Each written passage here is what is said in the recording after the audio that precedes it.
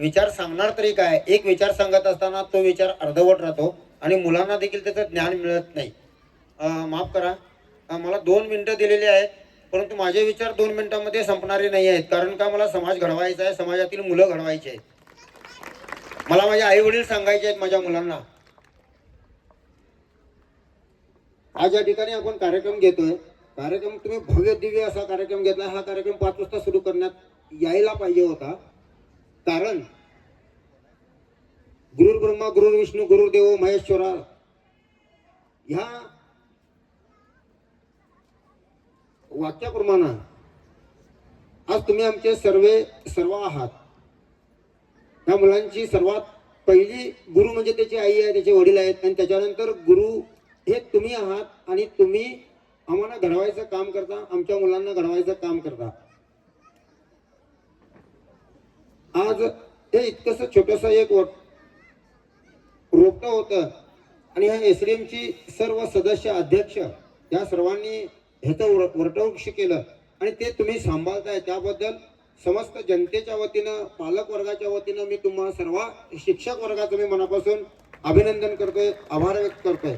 कारण देश घडवायचं काम जर आई वडिलांच्या नंतर जर कोण करत असेल तर तुम्ही गुरुजी करता. माझ्या मुलांना आणि मुलींना गुरुजींचं महत्व कळणं अति आवश्यक आहे. आणि हे काम मग ते SDM चे अध्यक्ष असतील किंवा शाळा कमिटी असेल, सुधारणा कमिटी असतील, माझी विद्यार्थी आपण कधीच होत नाही आहे, लक्षात ठेवून घ्या. आणि माझी गुरुजी पण कधीच होत नाही आहे. आमचं विद्यार्थ्याचं आणि गुरुजींचं नातं हे एक देवाच्या पलीकडचं नातं आहे. माझ्या आज या ठिकाणी आलेल्या माझे जे विद्यार्थी आहेत, या विद्यार्थ्यांना माझी एक विनंती आहे की आपण मरेस्तोपर्यंत आपल्या गुरुजींचा आदर आपण करणं अति आवश्यक आहे. आज इतका आनंद झाला की मी इतके कार्यक्रम केले, 10,000 20,000 अशा मुलांचे कार्यक्रम केले. परंतु ह्या ठिकाणी आता एक सत्कार समारंभ केला गेला की ह्या शाळेतील विद्यार्थी MSc, त्याच्यानंतर इंजिनिअरिंग, MBBS, आता ते MSc करतायत ना, MS करतात, मास्टर ऑफ सायन्स. हा, तर हे असे विद्यार्थी या शाळेतून तयार झाले. खरं म्हटलं तर शाळा विद्यार्थ्यांना तयार करण्याचं कामच म्हणजे एक विद्यापीठ म्हणजे शाळा आहे. शाळेच्या माध्यमातूनच आपण सर्वजण या ठिकाणी बोलण्याच्या मानसिकतेमध्ये तयार होतो. आज विषय हा वेगळा घ्यायचा होता, कारण आपण पाहतोय की आपली मुलं आणि मुली, विद्यार्थी कुठेतरी व्यसनांच्या आहारी वाया गेलेले दिसत आहेत. आई वडिलांचं ते मानत नाही आहे, गुरुजींचं ते मानत नाही. आमच्या वेळेला असं होतं की आई वडील असं सांगायचे गुरुजींना की आपण तुमच्या हातात आपलं मुलगा दिलं, त्याचं काय करायचं ते तुम्ही ठरवायचं. तो घरात व्यवस्थित आला तरी आपला, नाही आला तरी आपला, तुम्ही त्याला शिक्षण घेऊन जर तो अभ्यास नाही केला तर त्याला बढवा, असं गुरुजींना सांगत होते आपले आई वडील, माझे आई वडील, यांचे सर्वांचे आई वडील. परंतु आता असं नाही आहे. आता जरासं हात वर केला तरी गुरुजींच्या वरती आमचे पालक वर्ग रोष करतात. त्यांच्यावरती मुलांना मारायचं नाही म्हणतात, मुलांना त्रास करायचं नाही म्हणतात. हे असं नाही झालं पाहिजे, कारण ह्यांच्या हातातूनच आपली मुलं मोठी होणार आहेत.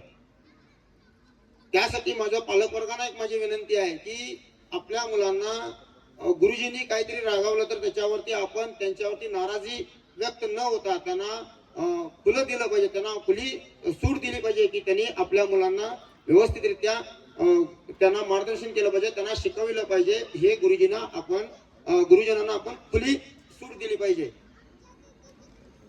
आज हा इतका मोठा कार्यक्रम आपण घेतलेला आहे. खरं म्हटलं तर याचं कौतुक करणं, किती कौतुक केलं तरी कमीच आहे असं वाटतं. तरी देखील आज या ठिकाणी या ज्या मुली मगाशी पहिला त्यांनी अभंग गायला आपल्या समोर, त्यांचं देखील कौतुक करणं अति आवश्यक आहे. कारण ही अशी संस्कृती कुठेतरी लोप पावत चाललेली आहे. आणि आज ह्या शाळेमध्ये आज असे सांस्कृतिक कार्यक्रम आपण घेत आहे, तर त्याबद्दल जे शिक्षक वर्ग असतील, किती काबाड कष्ट करून हे शिक्षक वर्ग असे कार्यक्रम घेत आहेत, त्या शिक्षक वर्गाचं देखील आपण सर्वजण पालकवर्गांच्या माध्यमातून आपण त्यांचं अभिनंदन केलं पाहिजे. कारण शिक्षकाच्या हातातूनच हा देश घडणार आहे. आपलं संसार, आपलं कुटुंब हे शिक्षकांच्या हातातूनच घडणार आहे. हे आपण लक्षात घेणं जरुरीच आहे. आपण या 4 दिवसापूर्वी एक कार्यक्रम घेतला. 10,000 मुलांना त्या ठिकाणी तिथं आपण जमवलेलं होतं, विद्यार्थिनींना. आणि या गावातील काही माझ्या निवडक कार्यकर्त्यांनी त्या आपल्या विद्यार्थ्यांना त्या ठिकाणी आणलं होतं, जेणेकरून आपल्या आईवडिलांच्या वेदना आपल्या मुलांनी जाणून घेणं अति आवश्यक होतं. आज परिस्थिती अशी आलेली आहे की 2 मार्क जर कमी पडले तर आपलं मुलगा काहीतरी वेगळं वाकडं विचार करतं आणि आपलं आयुष्य संपवितं. हे नाही झालं पाहिजे. कारण आजची परिस्थिती अशी आहे की काबाड कष्ट करून आपले आई वडील आमच्या मुलांना शिकवितात, मोठं करत असतात. परंतु मोठं करत असताना ज्या आई वडिलांच्या वेदना आपण समजून घेत नाही आहोत. ह्या जगामध्ये प्रत्येक घरामध्ये देवाला वावरता येत नाही, देवाला प्रत्येक घरामध्ये राहता येत नाही. म्हणून देवानं आईच्या रूपामध्ये, वडिलांच्या रूपामध्ये आम्हाला चालता बोलता देव आपल्या प्रत्येक घरामध्ये दिलेला आहे. आपण त्या चालत्या बोलत्या देवाचं आपण त्या ठिकाणी भक्ती केली पाहिजे, त्यांची आज्ञा पाळली पाहिजे. जो मुलगा आणि मुलगी आपल्या आई वडिलांच्या डोळ्यामध्ये अश्रू आणेल तो कधीही आयुष्यामध्ये मोठं होणार नाही. हा विद्यार्थिनींनी आपल्या विचार मनामध्ये घेतला पाहिजे. कारण जर जगाच्या पाठीवरती संध्याकाळी उपाशी राहून एक घास कमी खाऊन आपल्या मुलांचा विचार करणारा तो म्हणजे माझा बाप आहे. बाप आपल्या मुलांना एक वेळ सकाळी आपण स्वतः संध्याकाळी एक घास कमी खाईल, परंतु आपल्या मुलांना मोठं करण्यासाठी रात्रंदिवस कष्ट करणारा तो माझा बाप आहे. माझा बाप इतका राबतो वन उन्हात. बापाला ऊन नाही, सावळी नाही, पाऊस नाही, वारा नाही, कुठला सण नाही, कुणाचं काहीही कार्यक्रम नाही. नुसतं सकाळी उठल्यापासून संध्याकाळी झोपेस तोपर्यंत बाप आपल्या मुलांची काळजी करणारा एक व्यक्ती म्हणजे माझा तो बाप आहे.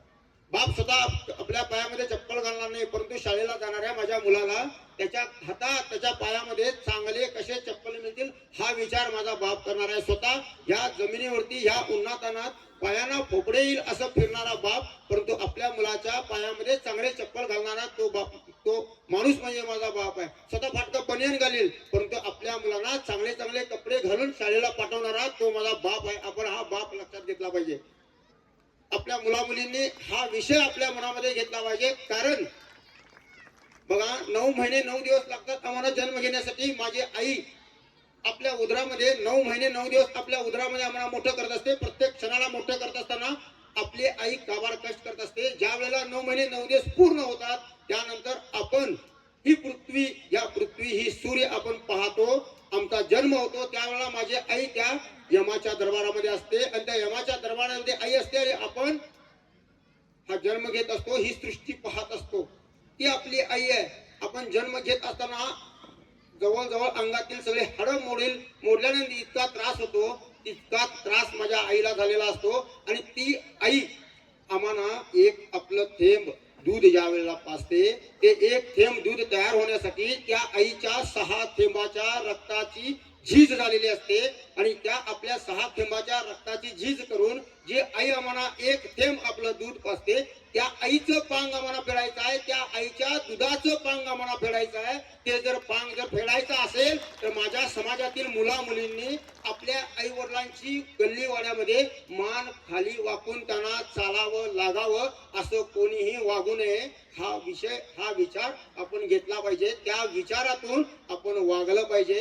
ही विचार जर आपण मनात घेईन त्याच वेळेला आपण ह्या समाजामध्ये वावरण्याच्या लायकीचे राहणार आहोत. लक्षात ठेवून घ्या. आज समाज आपला व्यसनाच्या आहारी गेलेला आहे.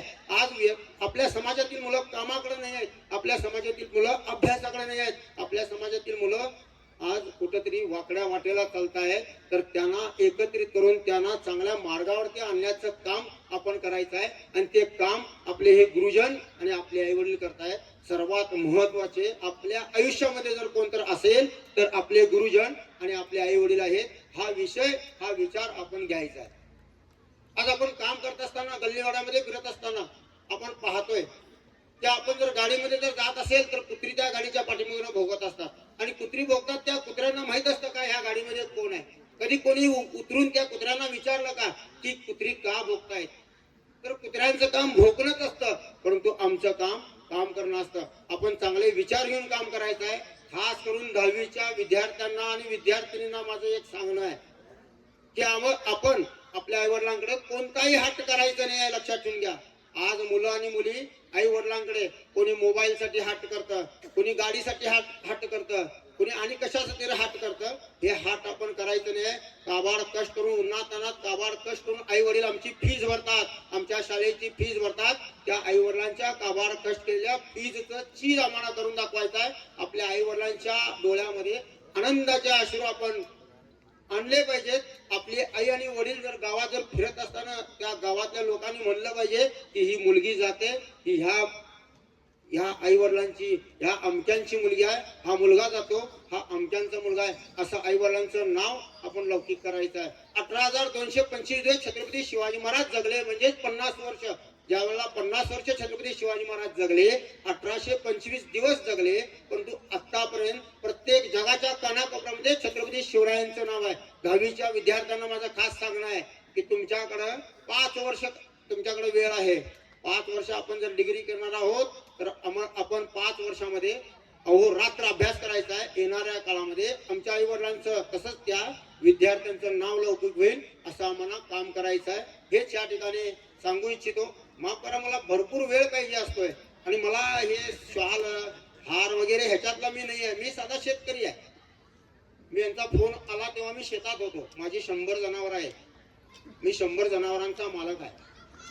अभिमानाने सांगतो, 35 वर्षापूर्वी युनिव्हर्सिटी ब्ल्यू वेट लिफ्टिंग कर्नाटकामध्ये फर्स्ट नंबर मारलेला विद्यार्थी तुमच्या समोर आहे. हा विद्यार्थीच राहणार आहे, लक्षात घ्या. शिक्षण हे महत्वाचं आहे. डॉक्टर बाबासाहेब आंबेडकर म्हणायचे, शिक्षण हे वाघिणीचं दूध आहे. शिकाल तोच टिकेल, शिकेल तोच टिकेल. आम्हाला सर्वांना शिकायचं आहे. कोणतंही काम असो, कोणताही उद्योग असो, त्या उद्योगामध्ये, त्या कामामध्ये, त्या क्षेत्रातला छत्रपती शिवराय आपण होऊन काम केलं पाहिजे. हे आपण जर काम केलं तर उभ्या आयुष्यामध्ये आपण सर्वजण मोठे होणार आहोत. आपण सर्वजण मोठे होऊया, समाज एकत्रित होऊ दे. समाजातील मुलं उन्नतीच्या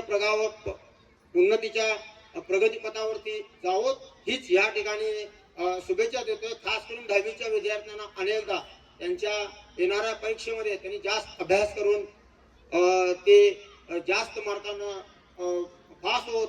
आणि या ठिकाणी जसं कार्यक्रम घेतले की या ठिकाणी डॉक्टर्स आले, इंजिनियर्स आले, त्याच पद्धतीनं या ठिकाणी आणि मोठमोठ्या व्यक्ती ह्या शाळेच्या या ठिकाणी पुढच्या ज्या गॅदरिंगच्या कार्यक्रमाला या ठिकाणी येऊन हीच अपेक्षा व्यक्त करतो. या ठिकाणी बोलण्याची संधी दिली त्याबद्दल आयोजक असतील, शिक्षक वर्ग असतील, एसडीएमचे अध्यक्ष, हे शिक्षण संस्थेचे संस्थापक आणि या ठिकाणी खास करून आलेले पालक वर्ग, या सर्वांचा मी मनापासून आभार व्यक्त करतो. माझे 2 शब्द संपवतोय. जय हिंदू राष्ट्र.